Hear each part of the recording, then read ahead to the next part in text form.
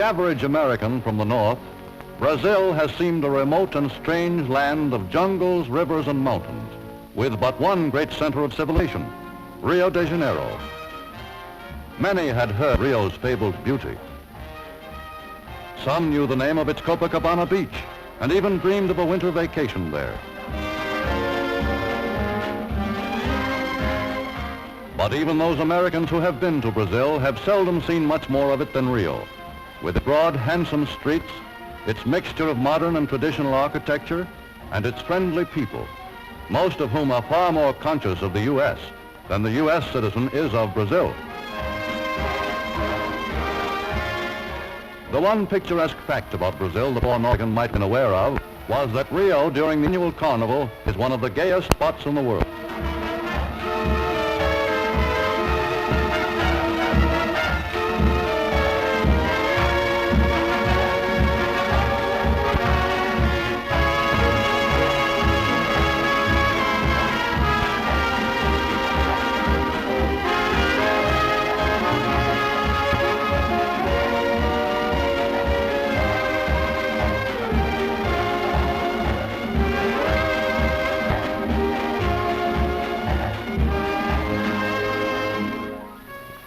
The U.S. Embassy at Rio had always been an important diplomatic post. The fortunes of war made Ambassador Jefferson Caffrey a key man in the American diplomatic corps. For in 1940, crucial year of World War II, the collapse of France placed Brazil in a position of vital strategic importance. Only 1,600 miles at its bulge from Vichy French West Africa, Brazil could either have become the landing point of a Nazi invasion, or it could have become a vast air base from which the United Nations, avoiding the blocked Mediterranean, might have carried the fight to Hitler in the Near East. What part Brazil was to play in the war depended upon the decision of its president, Getulio Vargas, a man distrusted by many liberal Americans. They knew Vargas to be a dictator, ruling 41 million people by arbitrary decree. In Brazil's propaganda bureau, busy glorifying Vargas and his works, they suspected a similarity to the propaganda methods of fascist Spain and Nazi Germany.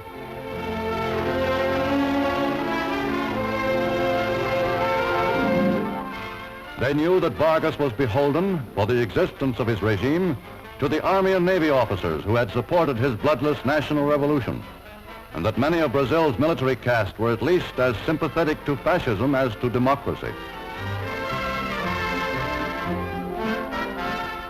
From Brazil, too, had come alarming reports of potentially dangerous foreign groups, ready to rise at the first opportunity. In Minas Gerais, Amazonas, and Sao Paulo were more than 200,000 Japanese, whose communities were reported to be hotbeds of undercover pro-Axis activity. In Rio Grande do Sul and Santa Catarina were 1 million Germans in scores of settlements, as German in architecture, language, and customs as the Third Reich itself.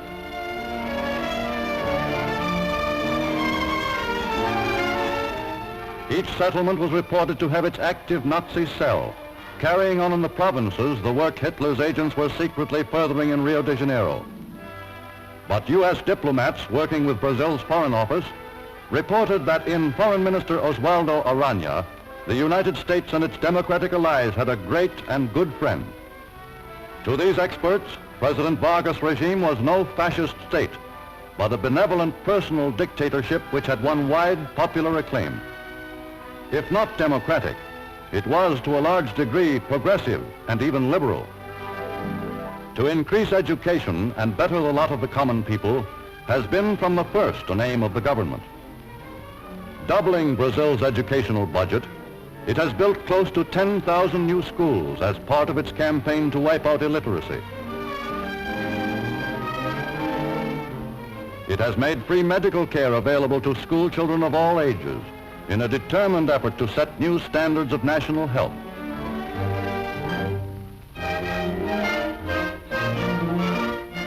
Brazil's government has also attacked the health problem by constructing sewage systems in regions where modern sanitation had been almost unheard of. To combat malaria, it is ridding its swamps of the Anopheles mosquito. In this and other public health projects, U.S. medical men have been called in to teach techniques which Brazilian doctors will employ on a national scale. By its program of government housing, by its social and labor legislation, the government is today making good its promise to improve conditions among Brazil's people.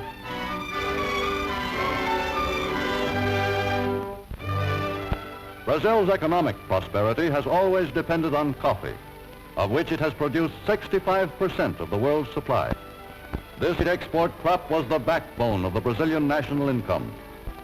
But in 1940, found that the collapse of the European coffee markets had almost wrecked an industry which had been in distress since 1930. U.S. diplomats realized with alarm that if Brazil's economy were allowed to break down, the friendly government of Getulio Vargas might not long survive. To meet the crisis, the U.S. government underwrote the entire unshipped balance of Brazil's coffee crop for 1941, 1942, and 1943. Meantime, U.S. credits were helping to build railroads, to open up for development the untouched riches of Brazil's interior, as part of a project to industrialize the nation and give it a more stable and varied economy. For Brazil, today still largely agricultural, is one of the world's potentially great industrial nations, especially because of its immense mineral wealth. For great new steel mills now building in Brazil, the U.S. has advanced credits of many millions of dollars. Steel from Monlevada and Volta Redonda are building railroads, first to open up more mines and then to serve new industrial centers. Even before World War II, the United States had become aware that in Brazil was almost half the population of South America, a market still untapped when the war clamped down on American production for civilian export trade. And U.S. businessmen planning for peace have foreseen that as Brazil's process of industrialization continues, its buying power may reach a colossal figure. In the pre-war decade, industrialization had already brought great changes to Brazil.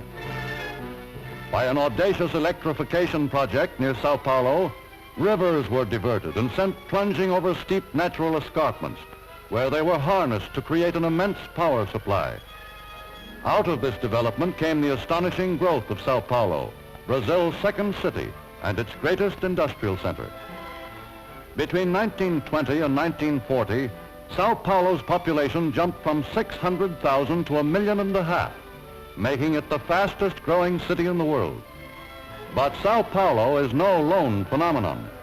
In the same 2 decades, many another big city has sprung up in Brazil, such as Belo Horizonte, spacious and modern, planned in its entirety before the first building went up.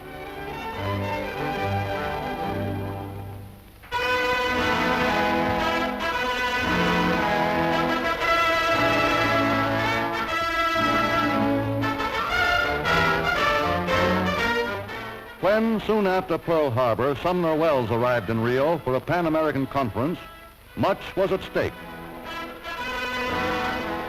Failure of the principal South American nation to follow the U.S.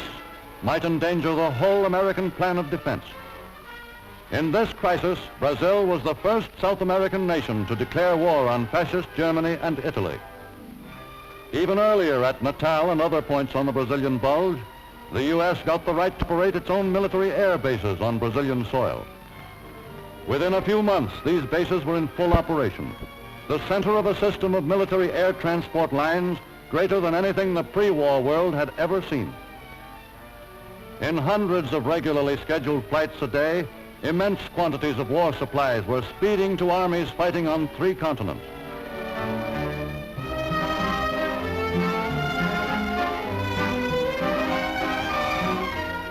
Today, history records that without these bases and the planes and men flown from them, Rommel could never have been defeated in Tunisia. The Italian invasion probably could never have been launched.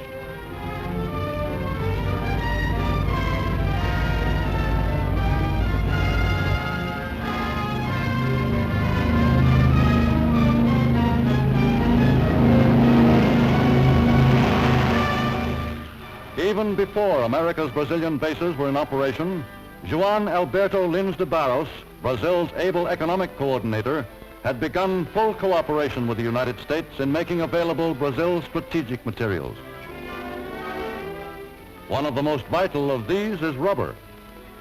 Though U.S. efforts to increase production of natural rubber were costly and only partially successful, the continuing yield has been great enough to constitute a valuable asset.